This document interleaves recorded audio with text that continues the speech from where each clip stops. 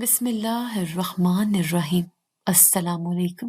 Stage پر بیٹھے سرخ جوڑے میں ملبوس اپنی نئی نویلی دلہن کے پہلو میں خود کو دنیا کا خوش قسمت ترین انسان سمجھ رہا تھا۔ قاضی صاحب نکاح کے بول پڑنے ہی والے تھے۔ ماحول خوشیوں اور مبارکبادوں سے گونج رہا تھا کہ اچانک ہال کے دروازے سے ایک شور اٹھا۔ سب کی نظریں اس طرف اٹھ گئیں۔ ایک ننھا سا بچہ اندازاً 3 سال کا ہجوم کو چیرتا ہوا سیدھا میری طرف بھاگا۔ ابا، ابا! اس کی پتلی سی آواز پورے حال میں گونجی۔ میرا کلیجہ منہ کو آ گیا۔ میں، جس کی بھی شادی بھی نہیں ہوئی تھی، اسے ابا کون کہہ رہا تھا؟ اس سے پہلے کہ میں کچھ سمجھ پاتا، میری نظریں اس بچے کے پیچھے کھڑی اس عورت پر پڑیں۔ 1 سیکنڈ کو لگا جس سے وقت رک گیا ہو۔ میرے ہاتھ پاؤں ٹھنڈے پڑ گئے اور ماتھے پر پسینے کے قطرے نمودار ہوئے۔ وہ یہاں کیسے ہو سکتی تھی؟ وہ تو مر چکی تھی۔ میرا نام زہیب ہے۔ یہ سب سمجھنے کے لیے آپ کو میری کہانی شروع سے سننی ہوگی۔ ہم گاؤں کے ایک متوسط گھرانے سے تعلق رکھتے تھے۔ میرے ابا ماسٹر کرم دین گاؤں کے واحد پرائمری اسکول میں استاد تھے۔ ان کی کل کائنات میں اور میری تعلیم تھی۔ وہ ہمیشہ کہتے، زہیب بیٹا، تم نے پڑھ لکھ کر بڑا افسر بننا ہے، اس گاؤں کی مٹی میں نہیں رہنا۔ ان کا یہ خواب میری آنکھوں میں بھی بس گیا تھا۔ میں نے میٹرک تک گاؤں کے اسکول سے ہی تعلیم حاصل کی اور ہمیشہ اول آیا۔ ابا میری پوزیشن پر پھولے نہ سماتے۔ میٹرک کے فوراً بعد ابا نے اپنا سب کچھ داؤ پر لگا کر مجھے شہر کے سب سے بڑے کالج میں داخلے کے لیے بھیج دیا۔ شہر کی زندگی گاؤں سے یکسر مختلف تھی۔ اونچی عمارتیں، روشن سڑکیں اور زندگی کی ہر آسائش۔ میں گاؤں کے اس لڑکے سے جو ٹوٹی چپل پہن کر کھیتوں میں گھومتا تھا، شہر کے ہاسٹل میں رہنے والا ایک سمارٹ نوجوان بن گیا۔ میرا دل شہر میں ایسا لگا کہ گاؤں مجھے ایک قید خانہ لگنے لگا۔ ہاسٹل کی زندگی آزاد تھی۔ جب بھی پیسے ختم ہوتے، میں ابا کو فون کرتا۔ وہ کبھی سوال نہ کرتے، بیٹا بس دل لگا کر پڑھو، پیسوں کی فکر نہ کرو، میں چاہے زمین بیچ دوں، تمہاری پڑھائی نہیں رکے گی۔ ابا مجھے ہر مہینے باقاعدگی سے خرچہ بھیجتے، چاہے اس کے لیے انہیں خود کیوں نہ فاقہ کرنا پڑے۔ میں نے بھی ابا کو مایوس نہیں کیا۔ میں کالج اور پھر یونیورسٹی میں بھی ہمیشہ ٹاپ کرتا رہا۔ شہر کے رہن سہن نے مجھے مکمل طور پر بدل دیا تھا۔ میں برانڈڈ کپڑے پہنتا، مہنگے ریستورانوں میں کھانا کھاتا اور شہری دوستوں کے ساتھ گھومتا۔ مجھے گاؤں کے لوگ اب غموار اور جاہل لگنے لگے تھے۔ میری شخصیت میں ایک عجیب سا اکڑ آ گئی تھی۔ میں خوبصورت تھا، پڑھا لکھا تھا، اور اب میرے پاس شہر کا سٹائل بھی تھا۔ میں خود کو کسی شہزادی سے کم نہیں سمجھتا تھا۔ اس دوران میرا گاؤں آنا جانا نہ ہونے کے برابر رہ گیا۔ عید پر بھی بمشکل 1 دن کے لیے جاتا اور اگلی صبح ہی واپسی کی بس پکڑ لیتا۔ اماں کہتی رہتی، بیٹا 2 دن رک جا، اپنے رشتہ داروں سے مل لے۔ سب پوچھتے ہیں زہیب کب آئے گا، لیکن مجھے ان پرانی وضع کی باتوں سے چڑ ہوتی تھی۔ ہمارے زیادہ تر رشتہ دار گاؤں میں ہی رہتے تھے۔ میری خالہ، پھپھو اور تایا جان سب کے گھر وہیں تھے، لیکن میں نے کبھی کسی کے گھر جانے کی زحمت نہیں کی۔ اگر کوئی گلی میں آتے جاتے مل جاتا تو دور سے سلام دعا کر لیتا، ورنہ میں سیدھا اپنے کمرے میں گھس جاتا۔ مجھے لگتا تھا کہ ان لوگوں سے مل کر میرا سٹیٹس خراب ہوگا۔ میں جو شہر کا پڑھا لکھا نوجوان تھا، ان ان پڑھ لوگوں میں بیٹھ کر کیا کروں گا؟ میری یونیورسٹی کے فائنل ایگزام چل رہے تھے۔ میں دن رات تیاری میں مگن تھا۔ پچھلے کئی مہینوں سے گاؤں کا چکر بھی نہیں لگا تھا۔ ایک دن ابا کا فون آیا۔ ان کی آواز بجھی ہوئی تھی، بیٹا زہیب، تمہاری اماں کی طبیعت ٹھیک نہیں ہے، وہ تمہیں بہت یاد کر رہی ہیں۔ میں نے لاپرواہی سے کہا، ابا میرے ایگزام سر پر ہے، آپ اماں کو کسی اچھے حکیم کو دکھائیں، دوائی دلوائیں، میں جیسے ہی فارغ ہوتا ہوں آ جاؤں گا۔ مجھے اس وقت اپنی ماں کی بیماری سے زیادہ اپنے کیریئر کی فکر تھی۔ میں نے فون بند کیا اور دوبارہ کتابوں میں کھو گیا۔ امتحانات ختم ہوتے ہی میں نے گاؤں کی راہ لی۔ اس بار میرا ارادہ چند دن رکنے کا تھا، کیونکہ اماں کی طبیعت واقعی ناساز تھی۔ جیسے ہی میں بس سے اترا، گاؤں والوں کا ہجوم میرے گرد جمع ہو گیا۔ ماسٹر صاحب کا بیٹا آ گیا، شہر سے پڑھ کر آیا ہے۔ گاؤں میں واحد اتنا پڑھا لکھا نوجوان تھا۔ باقی سب تھوڑا بہت پڑھ کر کھیتی باڑی یا کوئی اور کام دھندا شروع کر دیتے تھے۔ میرے گاؤں میں ایک الگ ہی عزت تھی۔ لوگ مجھے ایسے دیکھ رہے تھے جیسے میں کوئی افسر لگ کر آیا ہوں۔ کوئی میرے ہاتھ سے بیگ پکڑ رہا تھا، کوئی چرپائی بچھا رہا تھا۔ مجھے یہ پروٹوکول بہت اچھا لگ رہا تھا۔ مجھے احساس ہو رہا تھا کہ گاؤں کے لوگ پڑھے لکھے انسان کی کتنی قدر کرتے ہیں، لیکن سچ کہوں تو میں ان سے خود کو بہت برتر سمجھ رہا تھا۔ میں جو مہنگے پرفیوم اور صاف ستھرے کپڑوں میں ملبوس تھا، ان مٹی میں بھرے لوگوں کے درمیان خود کو کوہکاف کا شہزادہ محسوس کر رہا تھا۔ گھر پہنچا تو اماں مجھے دیکھ کر اٹھ بیٹھی۔ ان کا چہرہ بیماری سے زرد پڑ گیا تھا، لیکن میری آمد نے ان میں جان ڈال دی تھی۔ آ گیا میرا چاند پتر، انہوں نے میرا ماتھا چومتے ہوئے کہا۔ ابا بھی خوش تھے۔ میں نے اپنے بیگ سے مہنگی دوائیاں اور پھل نکال کر اماں کے سامنے رکھے۔ یہ دیکھیے اماں، شہر کے سب سے بڑے ڈاکٹر سے آپ کے لیے دوائی لایا ہوں، آپ جلد ٹھیک ہو جائیں گی۔ اماں مسکرا دی۔ دوائی کی کیا لوڑ تھی پتر، تو آ گیا ہے، میں اب ٹھیک ہوں۔ اگلے 2 دن میں خالہ اور پھپھو کے گھر ہو آیا۔ وہ بھی میرے استقبال میں بچھے جا رہے تھے۔ سب اپنے بیٹوں کو میری مثالیں دے رہے تھے۔ میری انا کو اس سے تسکین مل رہی تھی۔ پھر ایک دن اماں نے مجھے پاس بٹھایا۔ پتر، اپنے تایا کے گھر بھی ہوا۔ کئی دفعہ تمہاری تائی جان نے گلہ کیا ہے کہ زہیب آتا ہے تو مل کے نہیں جاتا، ذرا ہو آنا ان کے گھر بھی۔ میں نے بیزاری سے کہا، اماں کیا ضرورت ہے، ویسے بھی ہماری ان سے کب بنتی ہے۔ اماں نے سمجھایا، نہیں بیٹا، ایسی بات نہیں، جب سے میں بیمار ہوئی ہوں تمہاری تائی روز چکر لگاتی ہیں، اب وہ اچھے ہو گئے ہیں، جا مل لا۔ ماں کے اصرار پر مجھے نہ چاہتے ہوئے بھی تایا جان کے گھر جانا پڑا۔ سچ کہوں تو میرا بالکل بھی دل نہیں تھا، اماں کی تائی جان سے کبھی بنی ہی نہیں تھی۔ بچپن کی جو دھندلی سی یادیں میرے ذہن میں تھیں، ان میں اماں اور تائی جان کی نوک جھونک ہی شامل تھی۔ تایا جان کا گھر گاؤں کے دوسرے محلے میں تھا، اس طرف جہاں اماں نے ہمیں کبھی جانے نہیں دیا تھا۔ میں بے دلی سے قدم اٹھاتا ہوں ان کے کچے مکان کے سامنے جا کھڑا ہوا۔ دروازے پر دستک دی تو تایا جان خود باہر نکلے۔ مجھے دیکھتے ہی ان کا چہرہ کھل اٹھا۔ ارے زہیب بیٹا، آؤ آؤ، آج کس طرح راستہ بھول گئے؟ اس سے پہلے کہ میں جواب دیتا وہ مجھے بازو سے پکڑ کر اندر لے گئے۔ ارے بھگوان، دیکھو تو کون آیا ہے، ماسٹر کا بیٹا، اپنا زہیب آیا ہے۔ تائی جان جو صحن میں چارپائی پر بیٹھی سبزی کاٹ رہی تھی، مجھے دیکھ کر تیزی سے اٹھی۔ ان کے چہرے پر ایسی خوشی تھی جیسے انہیں کوئی خزانہ مل گیا ہو۔ جی آیا نو بیٹا، صدقے جاؤں، کتنا سوہنا ہو گیا تو، شہر جا کر تو بالکل صاحب لگنے لگا ہے۔ میں نے رسمی سے مسکراہٹ کے ساتھ ان کا سلام دیا۔ میرے لیے یہ سب حیران کن تھا۔ وہ عورت جو کبھی میری ماں سے سیدھے منہ بات نہیں کرتی تھی، آج مجھ پر واری صدقے جا رہی تھی۔ بیٹھو بیٹا، بیٹھو۔ تایا جان نے جلدی سے کرسی صاف کر کے میرے لیے رکھی۔ لاؤ بھائی، زہیب کے لیے ٹھنڈی لسی لاؤ۔ تائی جان نے فوراً آواز لگائی۔ ارے کوئی ہے، بھائی کے لیے شربت بنا کر لاؤ جلدی سے۔ میں اس عزت افزائی پر تھوڑا سا پگھل گیا۔ میری پڑھائی لکھائی نے مجھے وہ مقام دیا تھا کہ میرے پرانے دشمن بھی آج دوست بن گئے تھے۔ تائی جان میرے پاس بیٹھی اور سوالوں کی بوچھاڑ کرتی۔ شہر میں کیسا دل لگا ہے؟ پڑھائی کیسی جا رہی ہے؟ سنا ہے ہر بار اول آتا ہے، اللہ نظر بد سے بچائے۔ میں اپنی انا کی تسکین میں مصروف تھا کہ میری نظر سامنے برآمدے سے نکلنے والے وجود پر پڑی۔ وہ ہاتھ میں چائے کی ٹرے تھامے ہماری طرف آ رہی تھی۔ میں نے اسے دیکھا اور دیکھتا ہی رہ گیا۔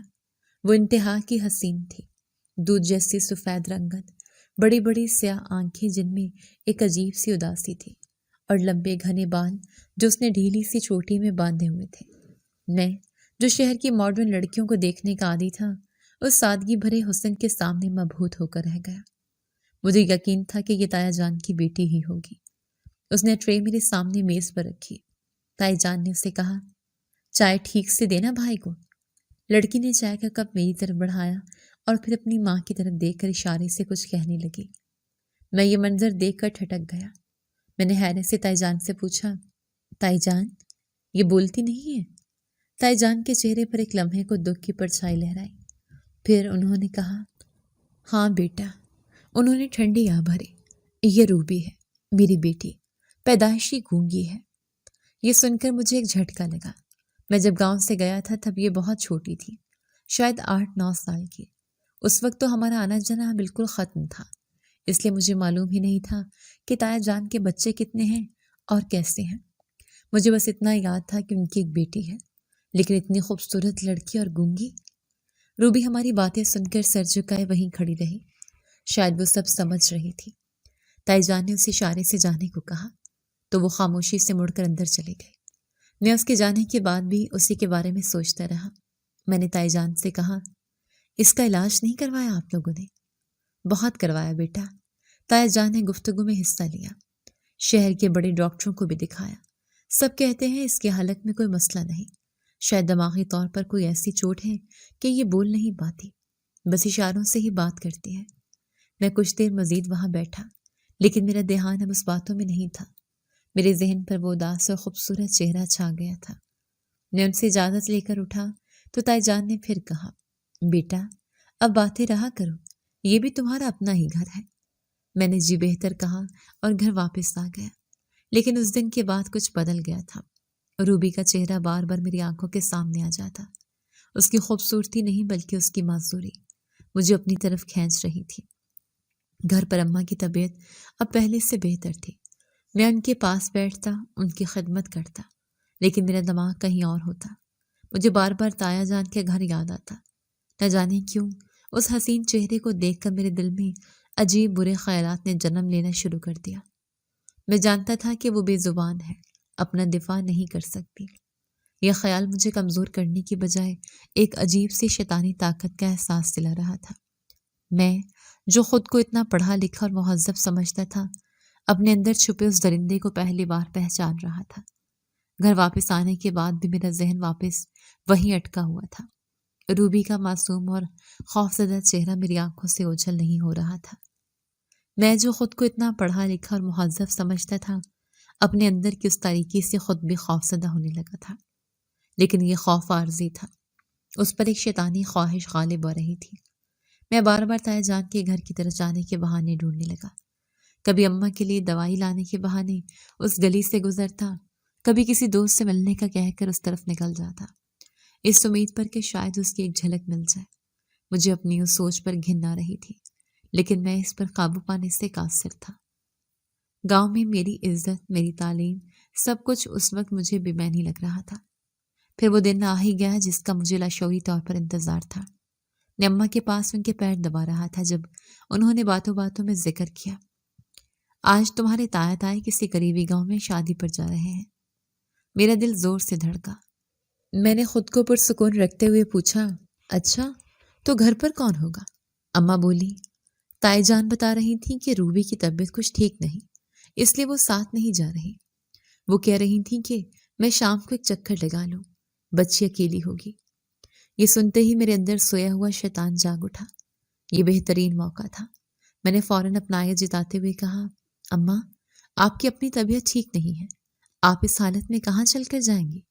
میں آتا ہوں، میں روبی کو دیکھ لوں گا، فکر نہ کریں۔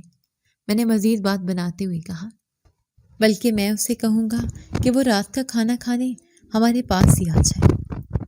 اماں میری اس ذمہ داری پر خوش ہو گئی۔ یہ تو بہت اچھا ہے بیٹا، اس سے کہہ دینا یہی آ جائے، کہاں خود کے لیے اکیلی کھانا بناتی پھرے گی، یہی سب کے ساتھ کھا لے گی۔ اماں کی رضامندی ملتے ہی میں جیسے پڑ لگ گئے۔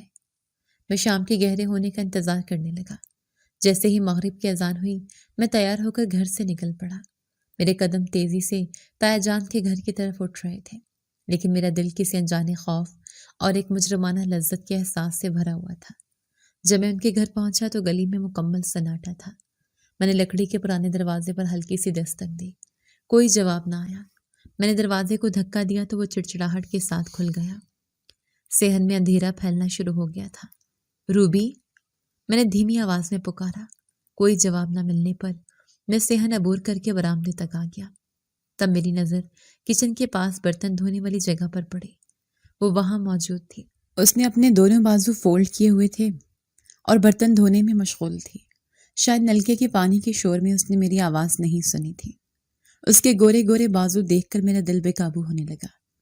شیطان نے مجھے ورغلایا کہ موقع اچھا ہے، اسے غنیمت سمجھو۔ میں دبے پاؤں اس کے قریب گیا۔ اسے میرے قدموں کی آہٹ محسوس ہوئی تو وہ ایک دم مڑے۔ مجھے اپنے اتنے قریب دیکھ کر اس کی آنکھیں خوف سے پھیل گئیں اور وہ گھبرا کر 2 قدم پیچھے ہٹی۔ اس کے ہاتھ میں پکڑا برتن گرتے گرتے بچا۔ ڈرو نہیں، میں ہوں زہیب۔ میں نے مسکرانے کی کوشش کی مگر میری آواز بھاری ہو رہی تھی۔ اماں نے بھیجا ہے۔ وہ سر ہلا گئی۔ وہ مجھ سے کترا کر اندر کمرے کی طرف جانے لگی۔ میں نے آگے بڑھ کر اس کا راستہ روک لیا۔ کہاں جا رہی ہو؟ اماں نے تمہیں ہمارے گھر بلایا ہے۔ روبی نے گھبرا کر نفی میں سر ہلایا اور اشارے سے بتانے کی کوشش کی کہ وہ نہیں آ سکتی، وہ یہیں ٹھیک ہے۔ اس کا یہ انکار مجھے ناگوار گزرا۔ میری تعلیم، میری تہذیب سب ایک طرف رہ گیا۔ میں نے اس کا بازو سختی سے پکڑ لیا۔ واہ، گونگی ہو، نخرہ اتنا دکھا رہی ہو؟ وہ میرا یہ روپ دیکھ کر سہم گئی۔ اس نے اپنا بازو چھڑانے کی کوشش کی۔ اس کی آنکھوں میں آنسو آ گئے۔ اس کی یہ بے بسی اور خاموش مزاحمت میرے اندر کے درندے کو مزید شہ دے رہی تھی۔ میں نے اس کی ایک نہ سنی اور اسے کھینچتا ہوا کمرے میں لے گیا۔ وہ چیخنا چاہتی تھی، چلانا چاہتی تھی، کسی کو مدد کے لیے بلانا چاہتی تھی، لیکن اس کی آواز اس کے حلق میں ہی گھٹ کر رہ گئی۔ میں نے اس کی خوبصورتی کو اپنی کمزوری نہیں بلکہ اس کی کمزوری سمجھا۔ میں جانوروں کی طرح اس پر جھپٹ پڑا اور اس کی عزت تار تار کر دی۔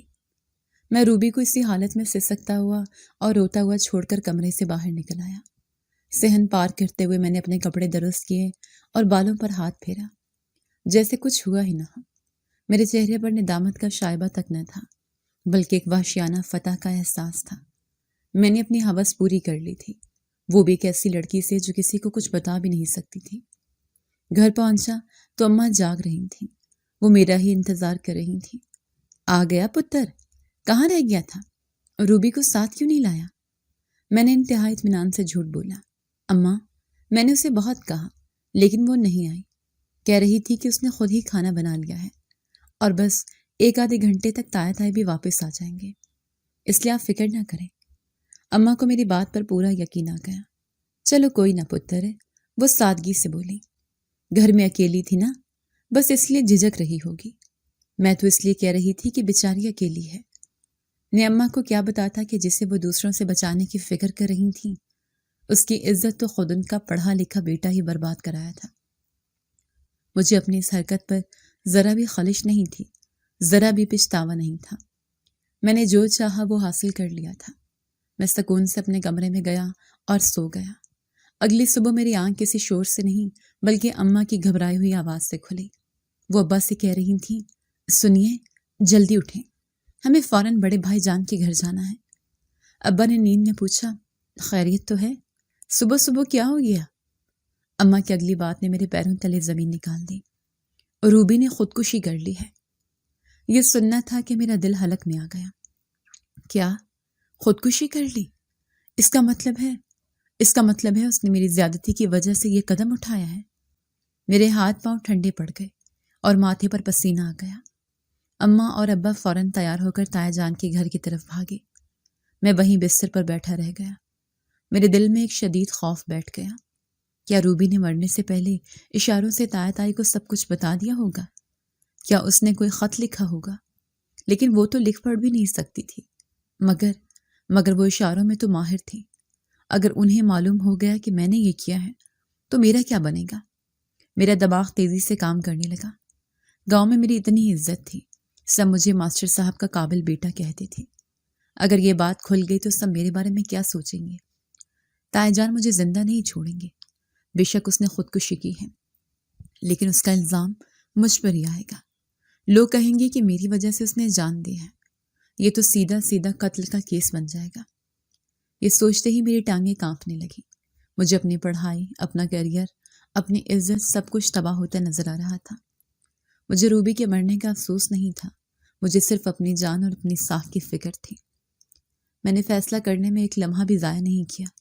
یہی وقت تھا یہاں سے بھاگنے کا۔ اماں ابا تو تایا جان کے گھر پر ہوں گے، گاؤں کے زیادہ تر لوگ بھی وہیں جمع ہوں گے، کسی کو میری خبر نہیں ہوگی۔ میں نے جلدی سے اپنا بیگ اٹھایا جو میں نے ابھی پوری طرح سے کھولا بھی نہیں تھا، اپنا ضروری سامان اس میں ٹھونسا اور پچھلے دروازے سے نکل کر سیدھا بس اسٹاپ کی طرف بھاگا۔ میرے دل کی دھڑکن اتنی تیز تھی کہ مجھے اپنے ہی کانوں میں سنائی دے رہی تھی۔ خوش قسمتی سے شہر جانے والی صبح کی پہلی بس تیار کھڑی تھی۔ میں فوراً اس میں سوار ہوا اور سب سے پچھلی سیٹ پر کھڑکی کے ساتھ جا کر بیٹھ گیا تاکہ کسی کی مجھ پر نظر نہ پڑے۔ جیسے ہی بس گاؤں کی حدود سے نکلی، میں نے سکون کا سانس لیا، لیکن دل میں ڈر اب بھی باقی تھا۔ میں گاؤں سے تو نکل آیا تھا، لیکن کیا اس گناہ سے بھاگ پاؤں گا؟ شہر پہنچ کر بھی میرا دل تیزی سے دھڑک رہا تھا۔ میں سیدھا اپنے ہاسٹل کے کمرے میں گیا اور دروازہ بند کر کے بستر پر گر گیا۔ پورا دن اور پوری رات میں نے خود کو اسی کمرے میں قید رکھا۔ ہر 10 دقیقے میں میرا دل اچھل کر حلق میں آ جاتا۔ مجھے لگتا جیسے گاؤں سے پولیس مجھے پکڑنے آ گئی ہے۔ میں نے اپنا فون بھی بند کر دیا تھا تاکہ ابا مجھ سے رابطہ نہ کر سکے۔ 2 دن اسی کرب میں گزرے۔ جب بھوک پیاس نے ستایا اور میرا خوف کچھ کم ہوا تو میں نے ہمت کر کے اپنا فون آن کیا۔ درجنوں مسڈ کالز تھیں، زیادہ تر ابا کی تھیں۔ میرا دل پھر سے ڈوبنے لگا۔ میں نے کانپتے ہاتھوں سے ابا کے نمبر پر کال ملائی۔ ہیلو ابا۔ میں نے اپنی آواز کو ہر ممکن حد تک نارمل رکھنے کی کوشش کی۔ کہاں ہو تم زہیب؟ ابا کی آواز میں غصہ نہیں بلکہ تھکاوٹ اور پریشانی تھی۔ تمہارا فون کیوں بند تھا؟ ہم سب کتنے پریشان تھے۔ ابا، وہ مجھے یونیورسٹی سے ایک ضروری کال آ گئی تھی۔ میرا ایک پروجیکٹ رہ گیا تھا، مجھے فوراً واپس آنا پڑا۔ میں جلدی میں آپ لوگوں کو بتا نہیں سکا۔ میں نے ایک اور جھوٹ گھڑا۔ ایسے کوئی آتا ہے بیٹا؟ اماں نے فون لے لیا، وہ رو رہی تھیں۔ ادھر اتنا بڑا حادثہ ہو گیا اور تم؟ کیا ہوا اماں؟ سب ٹھیک ہے؟ میں نے انجان بنتے ہوئے پوچھا۔ روبی کیسی ہے؟ مطلب اس نے ایسا کیوں کیا؟ کیا بتائیں بیٹا؟ اماں کی آواز بھر آئی۔ لڑکی نے اپنی جان لے لی، نہ جانے کیا دکھ تھا اسے۔ تائی تو رو رو کر بے حال ہے، کہہ رہی تھی کہ رات کو بالکل ٹھیک تھی، صبح جب کمرے کا دروازہ نہ کھولا تو توڑنا پڑا، اندر پنکھے سے لٹکی ہوئی تھی۔ یہ سن کر میں نے گہرا سانس لیا۔ اس کا مطلب تھا کہ اس نے کسی کو کچھ نہیں بتایا تھا۔ میرا راز اس کے ساتھ ہی دفن ہو گیا تھا۔ بہت افسوس ہوا اماں، میں نے ہمدردی سے جتائی۔ آپ تائی جان کا خیال رکھیے گا، میں یہاں کام ختم کر کے جلدی آنے کی کوشش کروں گا۔ ہاں بیٹا، اب سب ٹھیک ہے، تم اپنی پڑھائی پر دھیان دو، ابا نے فون واپس لیتے ہوئے کہا۔ کال بند کر کے میں نے اطمینان کا سانس لیا۔ میں بچ گیا تھا۔ روبی مر گئی تھی اور میرا قصہ پاک ہو گیا تھا۔ کچھ دن تک دل میں ایک عجیب سی گھبراہٹ رہی، لیکن پھر میں نے خود کو سمجھا لیا کہ جو ہوا سو ہوا، اب مجھے آگے بڑھنا ہے۔ میں نے اپنی یونیورسٹی کی پڑھائی مکمل کی۔ میں ہمیشہ سے ٹاپر تھا، اس لیے مجھے ڈگری ملتے ہی شہر کی ایک بہت بڑی ملٹی نیشنل کمپنی میں شاندار نوکری مل گئی۔ میں اپنی نوکری میں ایسا مگن ہوا کہ گاؤں اور روبی کا قصہ میرے ذہن کے کسی تاریک کونے میں دب کر رہ گیا۔ میں پیسہ کمانے کی مشین بن گیا۔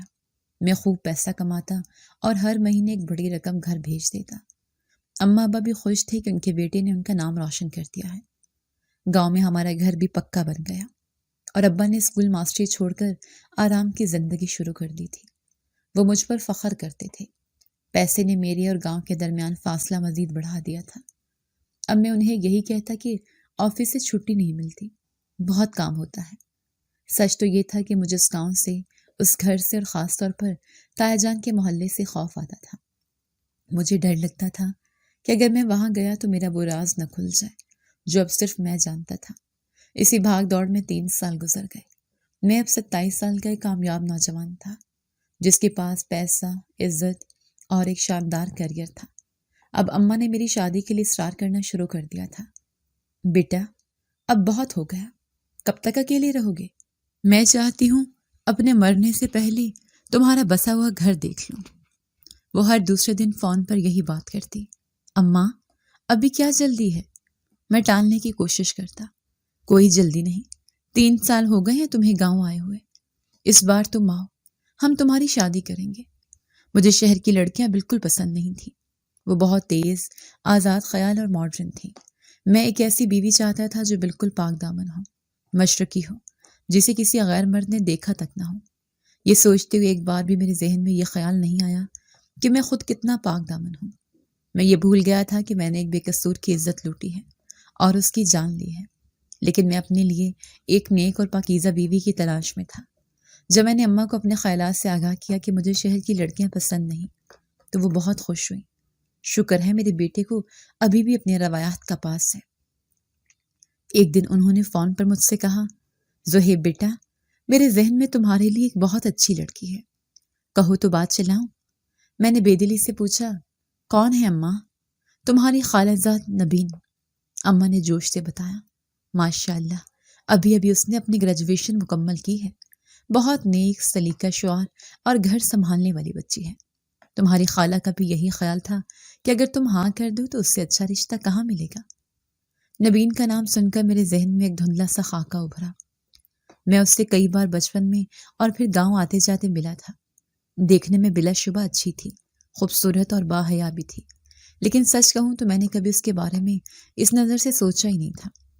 وہ مجھے ہمیشہ ایک کزن ہی لگی تھی۔ اماں، وہ میں کچھ کہنے ہی والا تھا کہ اماں نے میری بات کاٹ دی۔ دیکھو بیٹا، اس سے بہتر لڑکی تمہیں نہیں ملے گی، پڑھی لکھی بھی ہے اور عزت دار بھی، بالکل ویسی جیسی تمہیں چاہیے۔ میں نے سوچا کہ اگر میں نے انکار کیا تو اماں پھر سے لمبی چوڑی لسٹ نکال کر بیٹھ جائیں گی۔ اس سے بہتر تھا کہ اسی بات پر ہاں کر دوں، کم از کم نوین کو میں جانتا تو تھا۔ ٹھیک ہے اماں، میں نے ہتھیار ڈال دیے، آپ کی خوشی کے لیے میں راضی ہوں، آپ کو جہاں میرا رشتہ مناسب لگتا ہے کر دیں۔ میری ہاں سنتے ہی اماں کی خوشی کی انتہا نہ رہی۔ انہوں نے فوراً خالہ سے بات کی، جو اس رشتے کے لیے پہلے ہی تیار بیٹھی تھیں۔ دیکھتے ہی دیکھتے بات پکی ہو گئی اور گھر میں شادی کی تاریخ طے کر دی گئی۔ شادی کی تیاریاں زور و شور سے شروع ہو گئیں۔ اماں روز فون کر کے مجھے بتاتی کہ آج انہوں نے میرے لیے کیا خریدا اور کون سی رسم کی تیاری کی۔ ایک دن انہوں نے مجھ سے کہا، زہیب بیٹا، شادی سے کوئی 2-3 دن پہلے گاؤں آ جانا، بہت سے کام ایسے ہیں جو تمہارے بغیر نہیں ہو سکتے۔ کارڈ بانٹنے ہیں، مہمانوں کو ٹھہرانے کا انتظام دیکھنا ہے۔ گاؤں آنے کے ذکر پر میرے دل نے ایک دھڑکن مس کی۔ 3 سال ہو گئے تھے میں اس گاؤں میں قدم رکھنے سے ڈرتا تھا، خاص طور پر اس گلی سے جہاں روبی کا گھر تھا۔ میرا ضمیر، جسے میں نے پیسے کی چمک تلے دبا دیا تھا، اچانک سے کچوکے لگانے لگا۔ میں نے فوراً بہانہ بنایا، اماں، آپ جانتی میری نوکری کتنی مصروف ہے، مجھے اتنی چھٹیاں نہیں ملیں گی، باس بہت سخت ہے، پر بیٹا تمہاری اپنی شادی ہے۔ اماں نے احتجاج کیا۔ اماں پلیز سمجھنے کی کوشش کریں، میں نے اپنی آواز میں مجبوری بھرتے ہوئے کہا۔ میں نے تو بڑی مشکل سے صرف 2 دن کی چھٹی منظور کروائی ہے، میں شادی سے ٹھیک 1 دن پہلے یعنی مہندی کی رات کو ہی پہنچ سکوں گا۔ اماں میری مجبوری کے سامنے خاموش ہو گئی۔ چلو ٹھیک ہے، جیسا تم مناسب سمجھو، لیکن کوشش کرنا جلدی آ جاؤ۔ میں نے انہیں تسلی دی کہ میں وقت پر پہنچ جاؤں گا۔ سچ تو یہ تھا کہ میں اس گاؤں میں کم سے کم وقت گزارنا چاہتا تھا۔ میں بس شادی کر کے نبین کو اپنے ساتھ شہر لے آنا چاہتا تھا۔ اس جگہ سے میرا کوئی واسطہ نہیں رہنا چاہیے۔ آخر کار وہ دن آ گیا۔ میں نے اپنی مہنگی گاڑی نکالی اور شہر سے گاؤں کی طرف روانہ ہوا۔ جب میں گاؤں میں داخل ہوا تو رات گہری ہو چکی تھی۔ ہمارا گھر روشنی میں نہایا ہوا تھا۔ ابا نے میرے بھیجے ہوئے پیسوں سے گھر کا نقشہ ہی بدل دیا تھا۔ پورے گاؤں میں سب سے خوبصورت اور بڑا گھر اب ہمارا تھا۔ میں گاڑی سے اترا تو ڈھول کی تھاپ پر میرے دوست اور کزن رقص کر رہے تھے۔ اماں نے آگے بڑھ کر میرا ماتھا چوما اور مجھے بلائیں لی۔ میں مہندی کی رسم میں شریک تو ہو گیا، لیکن میرا دل بے چین تھا۔ میری نظریں بار بار ہجوم میں کسی کو تلاش کر رہی تھیں۔ شاید میں تایا جان اور تائی جان کو ڈھونڈ رہا تھا۔ وہ لوگ مجھے کہیں نظر نہیں آئے۔ میں نے سکون کا سانس لیا۔ شاید وہ لوگ اس تقریب میں نہیں آئے تھے۔ اگلے ہی دن میری شادی تھی۔ بارات وقت پر خالہ کے گھر پہنچی اور ہم نبین کو رخصت کرا کے شادی ہال لے آئے۔ میں شیروانی میں ملبوس اسٹیج پر اپنی خوبصورت دلہن کے ساتھ بیٹھا تھا۔ میں خود کو اس وقت گاؤں کا سب سے کامیاب اور خوش قسمت انسان سمجھ رہا تھا۔ میرے پاس عزت، پیسہ اور اب ایک خوبصورت بیوی بھی تھی۔ روبی کا خیال اب میرے ذہن کے کسی تاریک کونے میں مکمل طور پر دفن ہو چکا تھا۔ قاضی صاحب نکاح پڑھانے کے لیے بیٹھ چکے تھے اور نکاح کے بول شروع ہی ہونے والے تھے۔ حال مہمانوں سے بھرا ہوا تھا۔ ہر طرف خوشی اور مبارکبادوں کا شور تھا۔ اچانک حال کے مرکزی دروازے پر ایک ہنگامہ سا برپا ہوا۔ سب کی نظریں اس طرف اٹھ گئیں۔ ہجوم کو چیرتا ہوا ایک چھوٹا سا بچہ، جس کی عمر بمشکل 3 سال ہوگی، سیدھا اسٹیج کی طرف بھاگا۔ وہ میری طرف آ رہا تھا۔ ابا، ابا! اس کی پتلی سی آواز پورے حال میں گونج گئی۔ ایک لمحے کو سب پر سکتہ طاری ہو گیا۔ میرا کلیجہ اچھل کر حلق میں آ گیا۔ یہ کیا مذاق تھا؟ میں، جس کی ابھی شادی بھی نہیں ہوئی تھی، اسے ابا کون کہہ رہا تھا؟ بچہ بھاگتا ہوا میرے پاس پہنچا اور میرا پائنچہ پکڑ کر پھر سے پکارا، ابا! میں نے گھبرا کر اسے خود سے دور کیا۔ میں تمہارا ابا نہیں ہوں بیٹا، جا کر ڈھونڈو اپنے باپ کو، کہاں پر ہے وہ؟ وہ بچہ میری طرف دیکھتے ہوئے ضد سے بولا، نہیں، آپ ہی میرے ابا ہیں۔ یہ کیا بکواس ہے؟ میں غصے سے چلایا۔ میرے پہلو میں بیٹھی میری دلہن نبین بھی حیران و پریشان تھی کہ یہ بچہ کون ہے اور مجھے ابا کیوں کہہ رہا ہے۔ لیکن جیسی میری نظر اس بچے کے پیچھے کھڑی عورت پر پڑی، میرے ہوش و حواس جاتے رہے، میرے ہاتھ پاؤں ٹھنڈے پڑ گئے اور زبان تالو سے چپک گئی۔ وہ کوئی اور نہیں، میری وہی کزن روبی تھی۔ اسے زندہ اپنے سامنے کھڑا دیکھ کر میری آنکھیں کھلی کی کھلی رہ گئیں۔ میں بکھلا کر اپنی جگہ سے اٹھ کھڑا ہوا۔ روبی، تم یہاں کیسے؟ اصل دھماکہ تو تب ہوا جب وہ روبی، جسے میں گونگا سمجھتا تھا، اچانک سے بولی۔ اس کی آواز صاف اور بلند تھی۔ ہاں، میں یہاں۔ آج بتاؤ دنیا کو تم نے کیا کیا تھا میرے ساتھ؟ میں نے گھبرا کر اسے چپ کرانے کی کوشش کی۔ دیکھو روبی، میں تم سے بات کرتا ہوں۔ تم کیا بات کرتے ہیں آپ مجھ سے؟ اس نے میری بات کاٹ دی۔ سب کو معلوم ہونا چاہیے کہ اس بچے کے باپ آپ ہیں۔ یہ سننا تھا کہ پورے حال میں کوہرام مچ گیا۔ اماں اور ابا بھاگتے ہوئے اسٹیج پر آئے۔ وہ روبی کو زندہ دیکھ کر مجھ سے زیادہ حیران تھے۔ روبی بیٹی، اماں نے اسے بازو سے پکڑا۔ تم کہاں چلی گئی تھی؟ ہم نے تو سنا تھا کہ تم نے خودکشی کر لی ہے، لیکن تم تو اپنے کمرے میں بھی نہیں تھی۔ کہاں تھی تم اتنے سال؟ اس سے پہلے کہ روبی جواب دیتی، ہجوم میں سے تایا اور تائی جان بھی آگے بڑھائے۔ ان کے چہروں پر اس بار کوئی خوشی نہیں بلکہ ایک شدید غصہ تھا۔ تائی جان نے اماں کا ہاتھ روبی کے بازو سے ہٹاتے ہوئے کہا، روبی کو ہم نے بھیجا تھا شہر۔ تایا جان نے میری طرف انگلی اٹھا کر گرجدار آواز میں کہا، پوچھو اپنے اس پڑھے لکھے بیٹے سے۔ تمہارے بیٹے زہیب نے روبی کی عزت برباد کر دی تھی۔ ہم نہیں چاہتے تھے کہ گاؤں میں یہ بات پھیلے، اسی لیے ہم نے روبی کی خودکشی کی افواہ پھیلائی تھی اور اسی رات اسے اس کی خالہ کے گھر شہر بھیج دیا تھا۔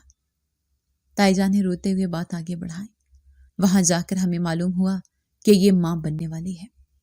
روبی پیدائشی گونگی نہیں تھی، اسے تھوڑا دماغی مسئلہ تھا جس کی وجہ سے یہ بول نہیں سکتی تھی۔ اس کی خالہ نے اس کا علاج کروایا تو یہ بالکل ٹھیک ہو گئی۔ تایا جان نے بات مکمل کی اور جیسے اس کی زبان کھلی، اس نے ہمیں سب بتا دیا کہ اس کی عزت کو برباد کرنے والا کوئی اور نہیں، ہمارا اپنا ہی بھتیجا تھا۔ تایا جان اور تائی جان کی انکشافات نے جسے پورے حال پر بم گرا دیا ہو۔ چند لمحے پہلے جہاں کہہ کے اور مبارکبادیں گونج رہی تھیں، وہاں اب قبرستان جیسی خاموشی چھا گئی تھی۔ تمام مہمان، میرے دوست، میرے رشتہ دار، سبھی ساکت نظروں سے مجھے دیکھ رہے تھے۔ میرا پڑھا لکھا دماغ جو ہمیشہ ہر مشکل کا حل نکال لیتا تھا، اس وقت مکمل طور پر معاف ہو چکا تھا۔ میں اسٹیج پر کھڑا کانپ رہا تھا۔ یہ سب جھوٹ ہے۔ میری آواز بمشکل نکلی۔ یہ لوگ مجھ سے پیسے بٹورنے کے لیے یہ ڈرامہ کر رہے ہیں۔ یہ عورت کون ہے؟ میں نہیں جانتا۔ جھوٹ! تایا جان غصے سے چلائے۔ تو کیا یہ بچہ بھی جھوٹ ہے؟ ارے اس کی شکل دیکھو، یہ ہو بہو تمہارے اوپر کیا ہے۔ سب کی نظریں مجھ سے ہٹ کر اس معصوم بچے پر پڑ گئیں جو اب بھی خوفزدہ نظروں سے مجھے ہی دیکھ رہا تھا۔ میرے پہلو میں بیٹھی نبین جب تک صدمے کی حالت میں تھی، آہستہ سے کھڑی ہوئی۔ اس کا سرخ جوڑا اس کے زرد چہرے کے ساتھ عجیب تضاد پیش کر رہا تھا۔ اس کی آنکھوں میں آنسو آ گئے۔ زہیب، اس نے کانپتی ہوئی آواز میں مجھ سے پوچھا، یہ لوگ جو کہہ رہے ہیں کیا یہ سچ ہے؟ میں اس کی آنکھوں میں آنکھیں ڈال کر جھوٹ نہ بول سکا۔ میں نے نظریں جھکا لی۔ یہ میرا خاموش اقرار تھا۔ نبین کے منہ سے ایک گھٹی ہوئی چیخ نکلی۔ اس کی ماں، میری خالہ، بھاگتی ہوئی اسٹیج پر آئی اور اپنی بیٹی کو بازو سے پکڑ کر مجھ سے دور کیا۔ منحوس انسان! وہ مجھ پر چیخیں، تم نے میری بیٹی کی زندگی برباد کر دی۔ ہمیں کیا معلوم تھا کہ تم، جس پر ہم اتنا فخر کرتے تھے، اندر سے اتنے غلیظ اور کالے ہو۔ نبین روتے ہوئے اپنی ماں کے گلے لگ گئی۔ امی، میں نے آپ سے کہا تھا، میرا دل گھبرا رہا ہے۔ سب سے زیادہ تکلیف دہ منظر میرے اپنے والدین کا تھا۔ اماں وہیں اسٹیج کی سیڑھیوں پر سر پکڑ کر بیٹھ گئیں۔ ان کی آہیں پورے حال میں سنائی دے رہی تھیں۔ ہائے میری عزت، میں لوگوں کو کیا منہ دکھاؤں گی؟ ابا، ماسٹر کرم دین، جن کی عزت کی قسمیں پورا گاؤں کھاتا تھا، وہ لکڑی کی طرح ساکت کھڑے تھے۔ وہ آہستہ آہستہ قدم اٹھاتے ہوئے میرے سامنے آئے۔ ان کی آنکھوں میں غصہ نہیں تھا، بلکہ ایک ایسی گہری مایوسی اور ٹوٹن تھی جو 1000 تمانچوں سے زیادہ تکلیف دی تھی۔ زہیب، ان کی آواز میں لرزش تھی۔ بس ایک بار میرے منہ پر کہہ دے کہ یہ سب جھوٹ ہے، میں تیری بات پر یقین کر لوں گا اور ان سب کو یہاں سے نکال دوں گا۔ میں اپنے باپ کی آنکھوں میں دیکھتا رہا۔ وہ مجھ سے سچ سننا چاہتے تھے، لیکن میں جانتا تھا کہ سچ ان کی کمر توڑ دے گا۔ میں کچھ نہ بول سکا۔ میں نے اپنے باپ کے سامنے سر جھکا دیا۔ حال میں موجود مہمانوں نے چہ میں گوئیاں شروع کر دی۔ دیکھا، چپ ہو گیا، اس کا مطلب ہے سب سچ ہے۔ شہر جا کر یہی پڑھا اس نے؟ بغیرت، اپنی ہی گونگی کزن کو نہیں چھوڑا۔ یہ الفاظ تیر بن کر میرے سینے میں لگ رہے تھے۔ میری ساری عزت، میرا سارا غرور، میری ساری تعلیم، سب کچھ اس ایک لمحے میں خاک میں مل گیا تھا۔ میرے پاؤں لڑکھڑائے اور میں دھڑام سے سٹیج پر اپنے گھٹنوں کے بل گر گیا۔ وہ روبی جو اتنی دیر سے خاموش کھڑی اپنے والدین کا تماشا دیکھ رہی تھی، اب اس کی آنکھوں میں ایک عجیب سی چمک آئی۔ اس نے اپنے بچے کا ہاتھ تھاما اور آہستہ آہستہ قدم اٹھاتی ہوئی سٹیج کی طرف بڑھی۔ وہ میرے والدین کے پاس سے گزری، روتی ہوئی نبین کے پاس سے گزری اور سیدھا میرے سامنے آ کر رک گئی۔ تایا جان کے الفاظوں نے پورے حال کو ساخت کر دیا تھا۔ میرا دماغ جو ہمیشہ فخر سے اونچا رہتا تھا، اس وقت کسی بھی قسم کی دلیل یا جھوٹ گھڑنے سے قاصر تھا۔ میں سٹیج پر کھڑا تھا، لیکن میرے پیروں تلے زمین نہیں تھی۔ یہ سب جھوٹ ہے۔ میں نے اپنی آخری ہمت جمع کرتے ہوئے چیخنے کی کوشش کی، مگر میری آواز گھٹ کر رہ گئی۔ یہ عورت، یہ مجھ پر الزام لگا رہی ہے۔ یہ سب مل کر مجھے بلیک میل کرنا چاہتے ہیں۔ میری دلہن نوین، جو اب تک صدمے میں بت بنی بیٹھی تھی، کانپتے ہوئے اٹھی۔ اس کا سرخ عروسی جوڑا اس کے آنسوں سے بھیگ رہا تھا۔ زہیب، اس نے ٹوٹی ہوئی آواز میں پکارا، خدا کے لیے کہہ دو یہ جھوٹ ہے۔ میری طرف دیکھو زہیب۔ میں اس کی طرف نہ دیکھ سکا۔ میری نظریں فرش پر جمی تھیں۔ دیکھا، میری خالہ یعنی نبین کی ماں چیخی۔ اس نے نظریں جھکا لی۔ ارے تم لوگوں نے ہمیں برباد کر دیا۔ ماسٹر صاحب، یہ شرافت تھی تمہاری، اپنے بیٹے کے کرتوت چھپا کر میری بیٹی کی زندگی داؤ پر لگا دی۔ حال میں موجود مہمانوں میں چہمگوئیاں ایک شور میں بدل گئیں۔ شرم آنی چاہیے، پڑھا لکھا جاہل، اپنی ہی کزن کے ساتھ، اور وہ بھی گونگی۔ یہ سب آوازیں ایک طرف اور روبی کا غصہ ایک طرف۔ وہ جو اتنی دیر سے خاموش کھڑی تھی، اب اس کی آنکھوں میں 3 سال سے دبی ہوئی نفرت کی آگ بھڑک اٹھی۔ اس نے اپنے بچے کا ہاتھ چھوڑا اور طوفان کی طرح سٹیج پر چڑھی۔ اس سے پہلے کہ کوئی کچھ سمجھتا، اس نے آگے بڑھ کر میری شیروانی کا گریبان اپنے لوہے جیسی گرفت میں لے لیا اور مجھے جھٹکے سے اپنی طرف کھینچا۔ کہاں دیکھ رہے ہو؟ ادھر دیکھو میری طرف۔ میں نے اس کی آنکھوں میں دیکھا اور میں سہم گیا۔ یہ وہ بے بس گونگی روبی نہیں تھی، یہ ایک زخمی شیرنی تھی۔ تم قصوروار ہو میرے۔ اس کی آواز زہر میں بجھی ہوئی تھی اور اس نے میرے سینے پر مکہ مارا، اور اس بچے کے بھی۔ اس نے اپنے بیٹے کی طرف اشارہ کیا جو اب سہم کر اپنی ماں کے پیچھے چھپ گیا تھا۔ یہ بچہ تمہارا ہے۔ روبی کی آواز حال میں گونجی۔ جانتے ہو، میں اس سے شدید نفرت کرتی ہوں۔ میں ہر روز اس کو مار دینا چاہتی تھی، کیونکہ یہ تمہارے گناہ کا، تمہاری غلاظت کا زندہ ثبوت ہے۔ اس کے الفاظ میرے دل پر ہتھوڑوں کی طرح برس رہے تھے۔ میں اس کی گرفت سے خود کو چھڑانے کی کوشش کر رہا تھا، لیکن اس نے مجھے مزید جکڑ لیا۔ لیکن پھر بھی اس کی آواز بھیگ گئی۔ پھر بھی میں نے اسے جنم دیا ہے۔ پتہ ہے کیوں؟ اس نے میرا گریبان جھنجھوڑا۔ اس کی آنکھیں آگ برسا رہی تھیں۔ اس لیے کیونکہ میں ساری عمر اس کو تمہارے لیے اذیت بنانا چاہتی ہوں، تاکہ تم اپنے اس گناہ کو زندہ اپنی آنکھوں کے سامنے دیکھو اور ہمیشہ یاد رکھو کہ تم کتنے بڑے گناہ گار ہو۔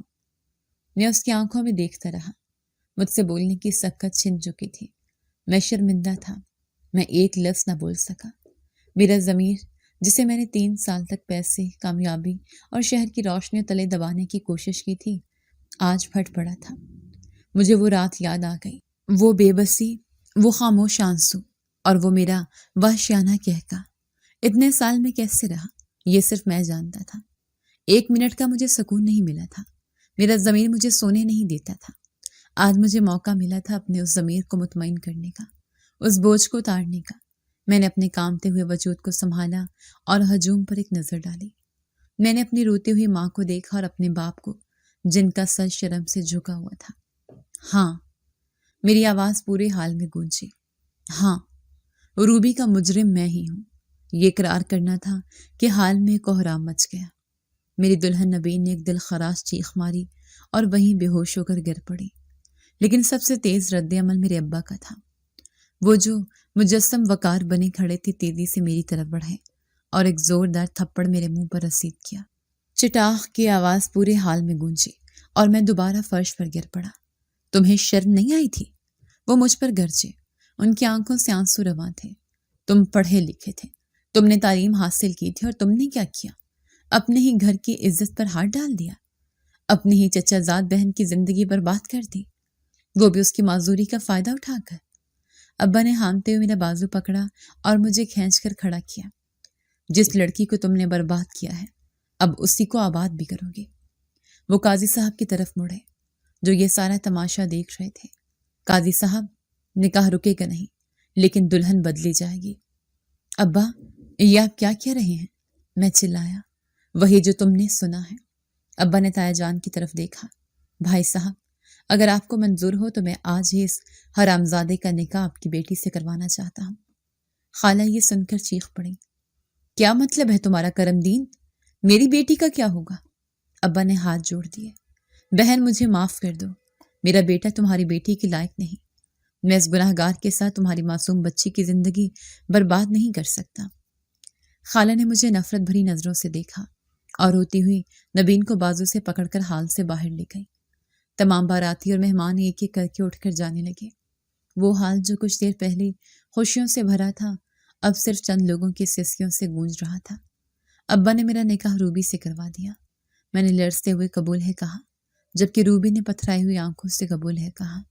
رخصتی ہوئی، لیکن کسی نے پھول نہیں برسائے۔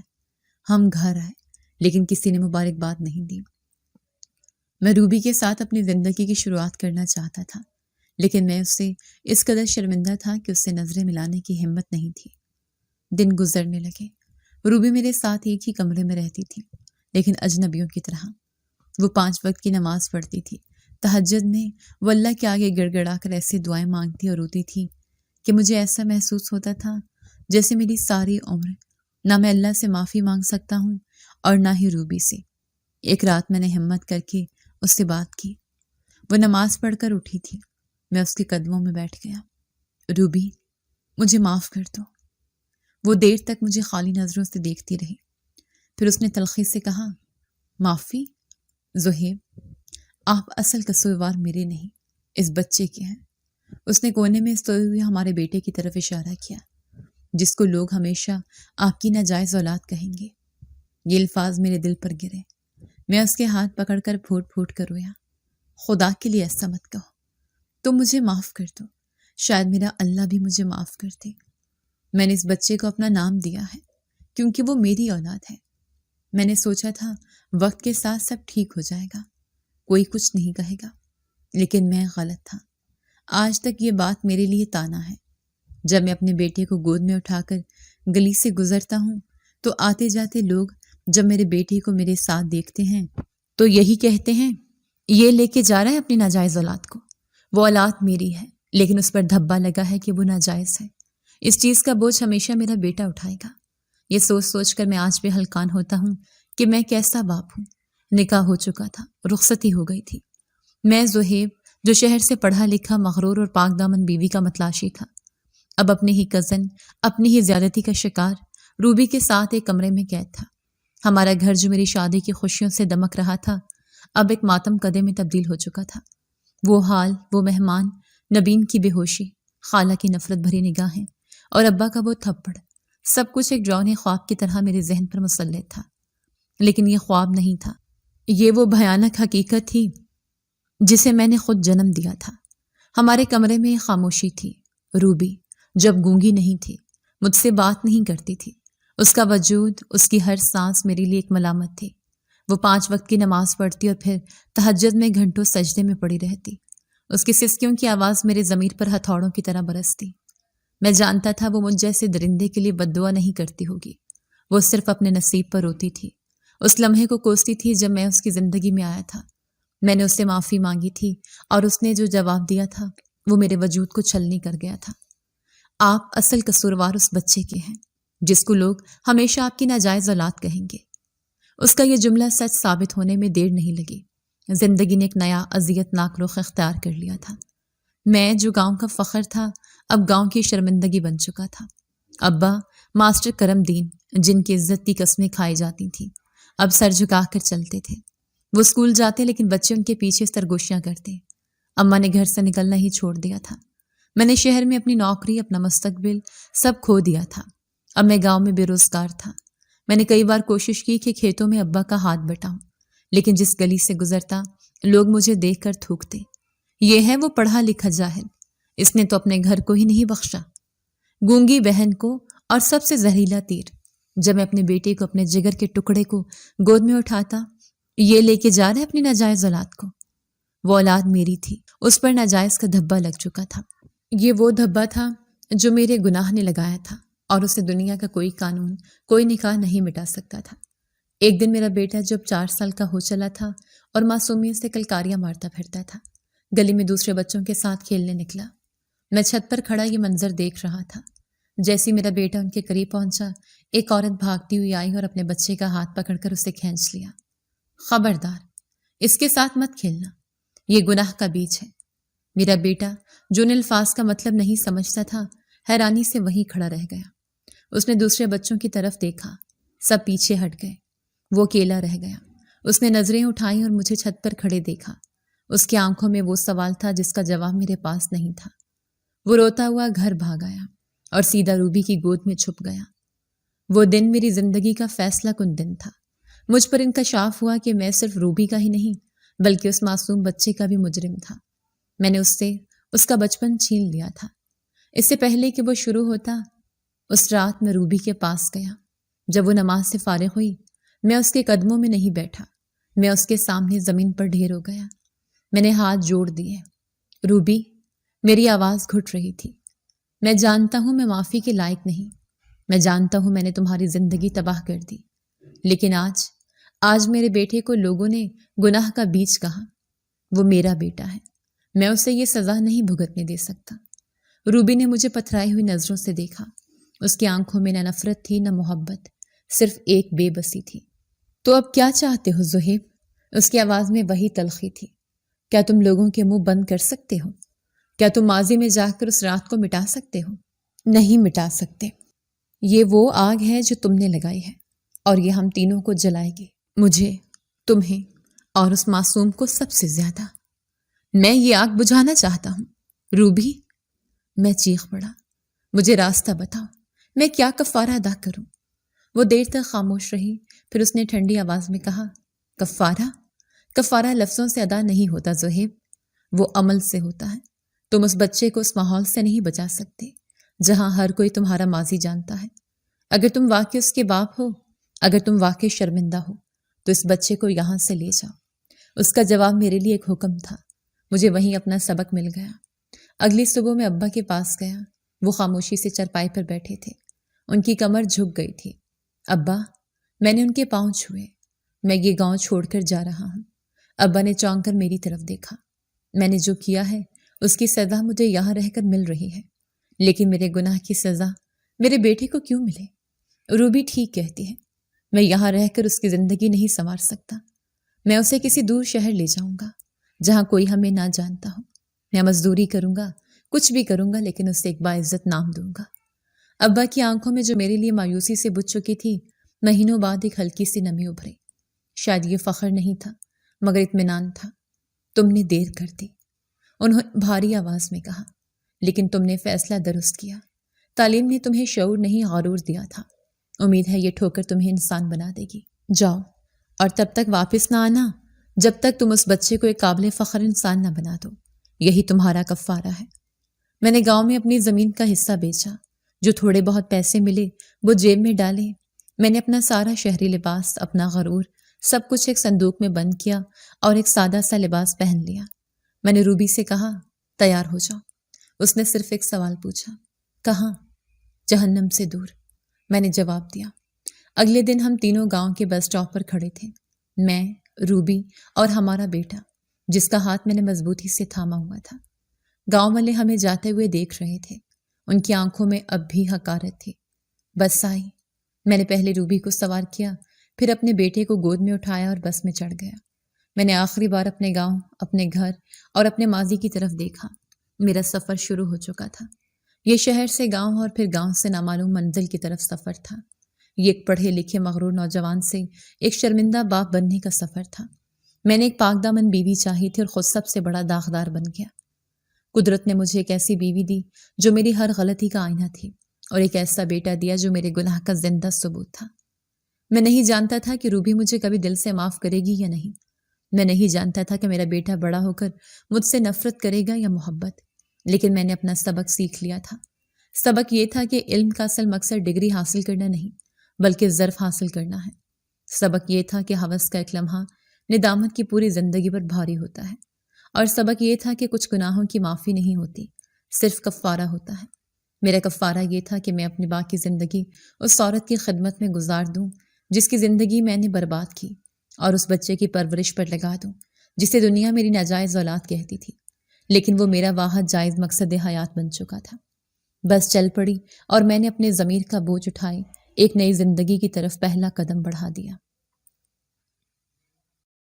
جی تو دوستو، کیسی لگی آپ کو ہماری آج کی کہانی؟ اپنی رائے کا اظہار ہمارے کمنٹس باکس میں ضرور کیجیے گا، اور اگر آپ کو ہماری ویڈیو پسند آئی ہے تو کر لیجیے ہمارے چینل کو سبسکرائب، ویڈیو کو لائک اور بیل آئیکن لازمی پریس کر لیجیے تاکہ ہر نئی آنے والی ویڈیو کا نوٹیفیکیشن آپ کو بر وقت موصول ہو سکے۔ ملتے ہیں ایسی ہی ایک سبق آموز کہانی کے ساتھ، تب تک کے لیے اللہ نگہبان۔